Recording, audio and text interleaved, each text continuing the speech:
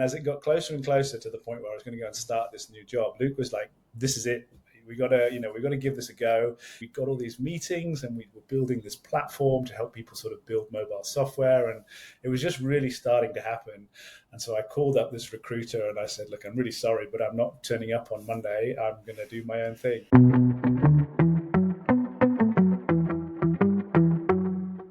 Okay. You ready, Sam? Hi, I'm Ollie. And I'm Sam. And today we're back with Founder Unlocked from DQ Ventures. This episode today is a little bit more personal, as we're going to be talking about that all-in moment, the time when you decide, right, this is it. I'm going to take my business to the next level. So far, we've talked about don't quit your day job, the importance of validating first, the importance of a minimum viable business, those sorts of things. But the fact is, in all businesses, there's a moment where you have to go all in. And today we thought we'd share with you some of our own experiences about going all in and how that occurred for us. Well, I guess I'll go back to, when I was a younger management consultant. I've been doing that for 7 years. And I was at the point where I had that entrepreneurial itch. I really felt like I wanted to run my own business, but I didn't know what I wanted to do. And at the time, I remember I was working in Jakarta. We were running projects there. And I saw all of these, parents who were on the scooters going to work, and there would be 2 kids on these motorbikes, and none of the kids would have helmets on. I spent 3 years looking at this going, I just can't understand why this is there. And I genuinely thought that there was a problem that, I could be the person to solve this. So that was kind of did some research, went and tried to understand how helmets were manufactured, what was the distribution process, what was the cost. And I did all these numbers, and I had this concept of a buy one, give one program where, if adults were buying helmets, a free kids helmet would be given as part of that. That would be part of the brand. Anyway, long story short, put quite a lot of work into this, decided, I was definitely going to quit consultancy. And I hadn't actually spoken to any of the people who potentially were going to see whether this was a real problem or not. And so whether, people in Indonesia who could barely afford to buy a helmet would really care about a more premium brand to give an additional helmet to a kid, that was very unproven. So having left consultancy, I realized the idea that I originally had was not workable. And that took me down a different path, which ended up being a good path. I started working on the first enduro mountain bike event in Malaysia. Why? Because I really like mountain biking. And that led me to actually putting on an event. We had 270 people, came in from overseas to do the event, managed to secure Red Bull as a sponsor. And in a period of 3 months, because I was constrained by the non-compete, we put on an event. We actually made a bit of profit, which was myself. And I brought in the 2 people, Tim and Tom, who ended up becoming my co-founders in Fresh Events. They had experience in branding and they had experience in event operations. And what I realized through that process from doing something that I actually really enjoyed was I was able to understand a business model that I didn't really understand. And that led to the creation of Fresh Events. So for me, my all-in moment was definitely when I decided to quit my job to become an entrepreneur. That was the moment where I said, right, I'm all in.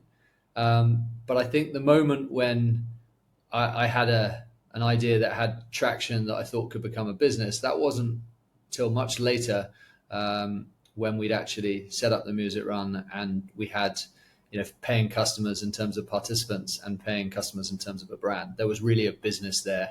We had that minimum viable business and we were confident that we could go all in on that business idea. Mm. One of the key things for me was when I first arrived in Australia back in 98, 99, I started working for a company called Global Gossip, which was a chain of internet cafes when internet cafes were a big thing. And my job was literally, I stood behind the reception desk and directed people to computer number 6 or computer number 12 or whatever it was. And then as I'd been there a little while, I became an opening coordinator and I flew all around the country opening up offices. We opened one in Venice Beach in California. They were kind of like the Starbucks of internet cafes. Amazing as they were and as good a business as they built, they weren't different to anybody else. They weren't this kind of mythical entrepreneur founder that had done amazing things. They just happened to have a good idea and sort of got on with building a business around it. And they made some pretty, sort of big mistakes along the way. I remember sitting in a meeting when they were talking to Vodafone about creating a SIM card for backpackers and about, putting a SIM card for all these English backpackers who came to Australia. They'd put a Global Gossip branded SIM card in their phone, and they'd basically be tied to the Global Gossip internet cafes and phone service as they traveled around Australia on their gap year. And Peter and Philip sort of listened to this and listened to the pitch, and then they said, no, that's these mobile phones, that's not going to be a big deal. We're about internet cafes. We're about people coming in, visiting us, and sending their emails and contacting people back home. And I mean, at the time, we all agreed, that wasn't their business. They sort of stay in your lane. That's the advice to give lots of founders. But what a huge shift now from where we are, even 5 years later, as everybody arrived with a mobile phone, everybody looks for the cheapest service. People started checking their email on their phones, and internet cafes have pretty much disappeared. So, it's amazing to see how you can get up with a business, but it doesn't, just because you're a founder and entrepreneur doesn't mean you know everything. And that lesson always stood with me for my all-in moment. So we'd started Tiger Spike, and we'd all had other jobs at the time. Global Gossip had unfortunately gone through sort of a round of bankruptcy, and they'd let a lot of staff go. And so I went and got a real job. I wasn't working for a startup. I got a job with the Roads and Traffic Authority of Australia. I was working for government. Exciting. Yeah, I tell you, I'm sure I was a really important part of the team that helped the Australian government, or New South Wales government, build the roads. Oh, were you a lollipop man? I was not. No, I was the contracts manager. I looked after all the contracts. So I ran RFPs and all that sort of jazz. But it's amazing because government work can be done in a relatively short space of time and frees you up to be able to do other things, which for me was starting something else. And it had been about sort of 6 months, and you're sort of juggling two jobs. You're spending your free time working on this idea, which was Tiger Spike, this mobile company. I wasn't getting paid a huge amount at the Roads and Traffic Authority, so I was looking around and found another job, and I got a job as the contracts manager for the Sydney Morning Herald, for the newspapers here. And it was a pretty big deal. It was more money than I'd ever earned. And I had a 2-week period where I'd finished at the RTA. 2 weeks later, I was starting my job for the Fairfax Publishing Group, which owns the Sydney Morning Herald. And in those 2 weeks, I went into this tiny little office that Luke, myself, and Dean had got. And Luke had quit his job at KPMG, and I was umming and ahhing. And in those 2 weeks, we did more and achieved more than we had in the previous 3 months, I reckon. We went to client meetings, we just powered through stuff. And as it got closer and closer to the point where I was going to go and start this new job, Luke was like, this is it. We got to give this a go. It wasn't as if we'd sort of sold anything or done anything much, but we got all these meetings and we were building this platform to help people sort of build mobile software. And it was just really starting to happen. And so I called up this recruiter and I said, look, I'm really sorry, but I'm not turning up on Monday. I'm going to do my own thing. And he was not a happy camper. I think he'd already banked his recruitment fee, and then he had to go and find somebody else. It just became obvious if I didn't do it now, it would never happen. And so all three of us made that decision at that point that was it. And we were in the office full time. That was around the time when we sort of converted all of those ringtones from one format into another, and we made a large amount of money with a small amount of work. And so those two sort of things for me, one was the recognition that if you're in it and it's all good, you've got to go all in. That's what it was. And then the second thing, like you said, was bringing that first significant paycheck in. And one of the things we do focus on is getting that first money in from a customer. How do we get to that as quickly as possible? Because that's such a massive proof point in any business. No matter how often someone tells you it's a wonderful idea or isn't it amazing, and you kind of anecdotally think it's going to work, until someone pays you some cash for it, you don't really have a business. So getting to that as quickly as you can kind of builds that excitement and helps sort of with that going all in decision, which is really important. Really crucial. So I guess similarities in our journey was we were both quite young. We were late 20s, maybe not whippersnappers straight out of uni, but we could afford at that point to go all in. And if it went wrong, we would probably be able to go back to a corporate role or try again.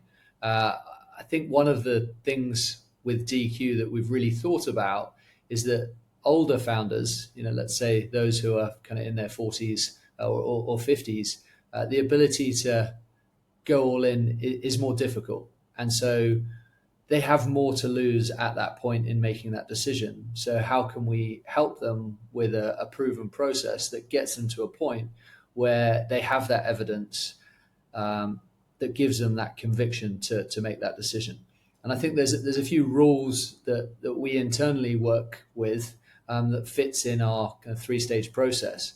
And I think, in that first stage where we're really exploring the idea with the founder, one of the things that we're trying to understand is this a problem that they want to work on for the next 10 years? And we talk about that 10-year rule. Now, the reality is it may not be 10 years, but if at this point you're not excited about the problem that you're trying to solve, if you can't imagine yourself doing this in 10 years' time, you're probably not going to be doing it in 1 year's time, because things get pretty hard.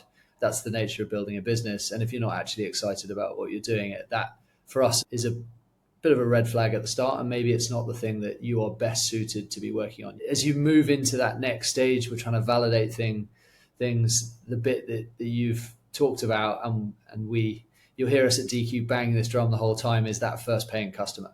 That first paying customer is that incredibly important milestone on your journey where someone is paying you for the value that you're creating, and it moves from actually being an idea into something that has realized value. The next one that we talk about, which is as you've scaled a bit further, you've gone to market, you're starting to get more customers.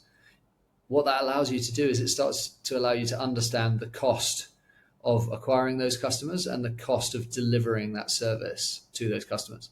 So once you can start to understand your cost, what you can do is you can start to look at your runway, and that allows you to plan into the future and go, okay, how much money do I need to make in order to cover this costs? And you start to look at the economics of the business, and you can start making some decisions about, could I bootstrap this, run this myself, grow profitability, grow revenue, or do we need to get external capital to support this? And that becomes an important decision that leads into that all-in moment. And I think if you line those things up, you should at that point have 80% confidence that this is the right decision to make. And suddenly the risk of not doing it almost becomes bigger than the risk of doing it. Yeah, I think that the process of understanding the potential of the business is what really helps you make that decision. It helps de-risk that journey, because if the business doesn't have the potential, and it's not just our opinion, it's not somebody saying, hey, this won't work. All of us will sit down and try and have a real understanding of, what does it cost to deliver this service or this product?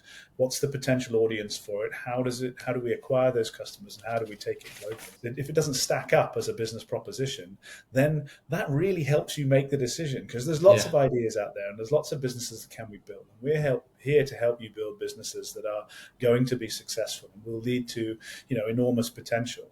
But if the one idea that we've worked on, and investigated doesn't have that potential, then you should know that early. You don't want to know it in 3 years' time when you've 100%. Sold everything and put your life on the line. You want to go all in on the best possible idea that you can come up with, and that's what we're here to help you build. To say that a different way, it's much cheaper to kill a bad idea than it's a lot more expensive to kill a bad business. Yeah, if the sooner you can kind of really understand the legs behind your idea, I think the better.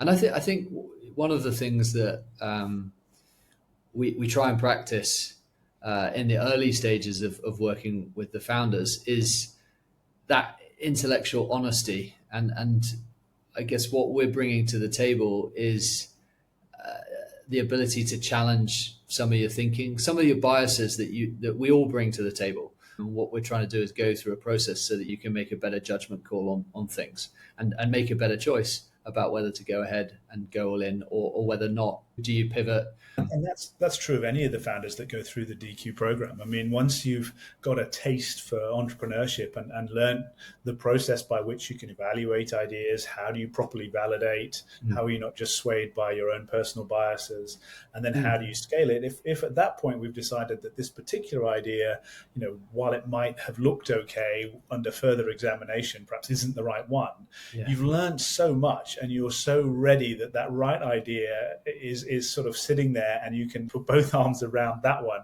and run with it. And DQ will be there to help with that. But if you've learned everything that you need to throughout the process, then we may only be there in an advisory capacity. But equally, our job is to help build successful businesses. But it's also to help you avoid those mistakes and help you understand what the economics are of this business.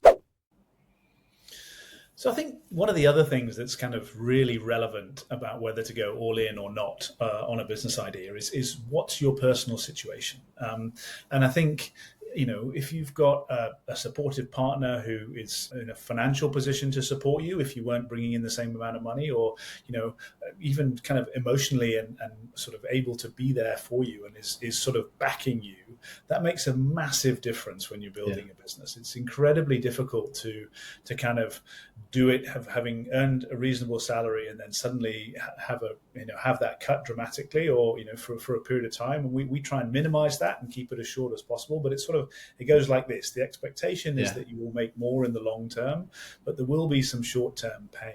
So, there's a number of sort of quantitative and qualitative values that need to be assessed in terms of determining when to go all in.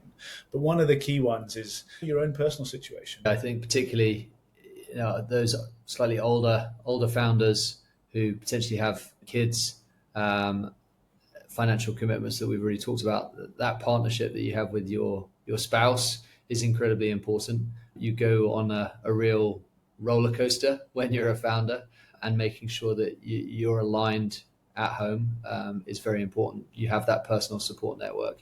I think that's critical. Certainly on my journey, I have a very supportive wife who's always been in my corner, and I can recount many holidays that we tried to have being disrupted with me being on calls at different times of the day, including our honeymoon, which I do get reminded about at times. Yeah.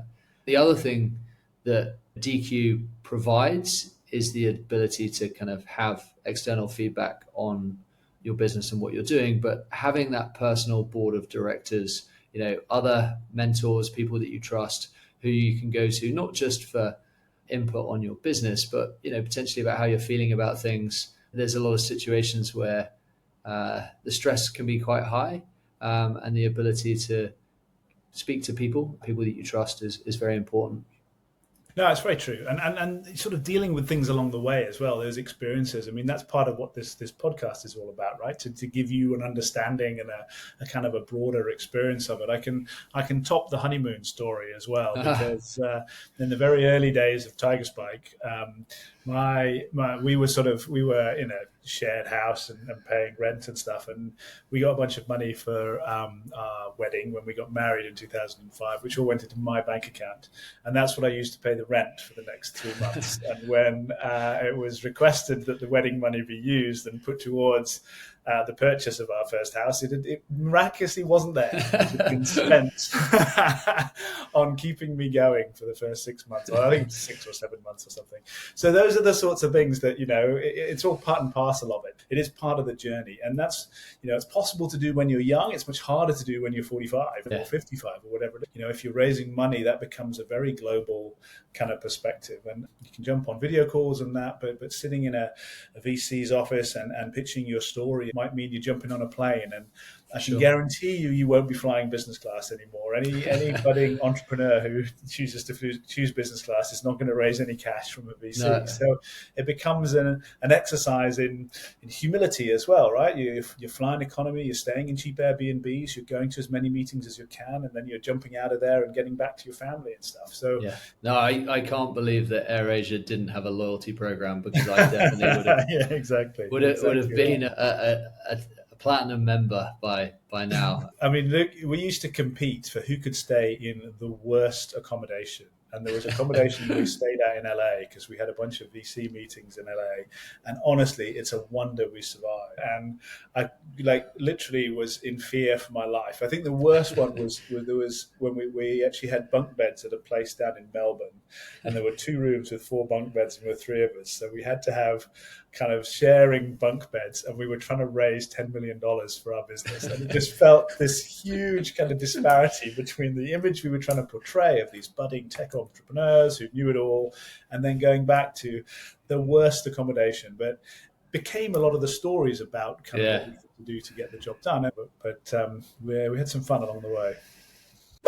So I guess, we've talked about a number of different kind of factors that kind of come to the fore when deciding on when to go all in with your business. The personal ones, the business related ones.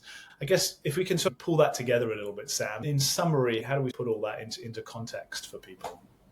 Well, I think DQ helps you through the process, and that process is all designed to build evidence to get to the point where you have kind of that conviction to go all in.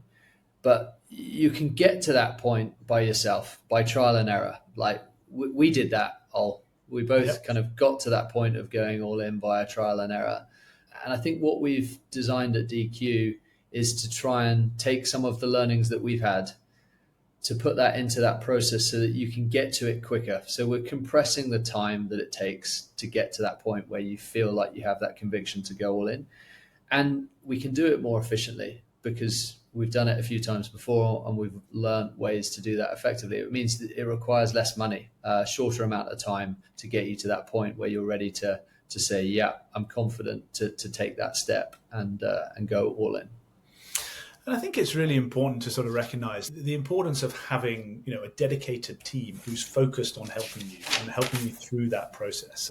We get intimately involved in every single part of that business process, try and understand exactly what it's going to take to turn this into a successful business based on the broad experience of everyone within the DQ team, and try and sort of create this because we have a vested interest in its success. We really want to be a part of this process, and some of the founders who've gone on to, We Networks is turning over $3 million this year. That's 4 years into its business. I mean, there's been some phenomenal success. There've been some others that perhaps haven't kind of gone quite as well for a variety of different reasons. But there are a number of companies where we've sort of demonstrated that by going through this validate, build, and scale process, we can really accelerate that time frame and build businesses in a sort of a rapid manner, but with really solid foundations, so that they're sort of maximizing the chance of success of the company.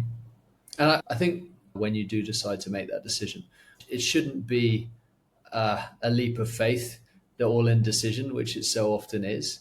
It should be much more of a calculated, evidence-based decision that you make, having gone through this process. Absolutely. So in conclusion, just one final thing, Sam, is there anything you do differently? I know we've sort of discussed this and I'm putting you on the spot here because you've already said that probably not. And if there isn't, that's totally fine. But is there anything you would do differently looking back on how you built the events business and what you did in those super early stages? I think the bit that what I know now, which I didn't know at the time, is that the way in which you go about building that business is very important. And if you can build things in the right order where you're building things on top of each other, that actually puts you in a much stronger position and you have a platform in which you can scale. I think we didn't understand the industry enough that we were building in. And as a result of that, we didn't understand the business models that drove kind of growth. And we probably chose the wrong business model, which, we came back and changed kind of 5 years into the business. What would you have done differently, if anything? I mean, I think that, like you said, it all worked out the way it did, and we made a bunch of mistakes along the way, and then the conclusion was successful. But from my perspective, I think the biggest thing would have been to really focus on the product we were building. I think that always came sort of secondary to the service and the revenue that we had. We were always chasing revenue, which was important and allowed us to do things. But I think if we'd really doubled down, we had an amazing product that we used internally. And I think if we'd really focused on that and put a team towards that and not constantly chased revenue, I think we could have got a lot further along the path of a successful business, and also probably been a lot more successful, because product companies tend to be a lot more valuable than services businesses. And if you're trying to build a substantial business, the multiple on the product company is 8 or 10. This Yeah. is where long term you need to focus. Whereas the short term thing was, well, what happens if we don't have enough money in the bank in April? Yeah. When it was February, rather than thinking, gosh, well, by the time the next year comes around, we'll have a company that's worth considerably more. So that's our take on the all-in moment. Sometimes it's about timing, but it's always about proof that this business can succeed. Proof is what gives you the conviction to take the leap. And if you're listening, you might be thinking, okay, I'm in. I know I can get 2 or 3 customers, but what then? How do I scale this? That's exactly where we're headed to next. Episode 5 is all about your go-to-market strategy, finding your first real customers beyond your personal network, figuring out repeatable sales, and avoiding the trap of being everyone's keyboard cleaner. So don't forget to subscribe to our YouTube channel and keep listening wherever you listen to your podcasts.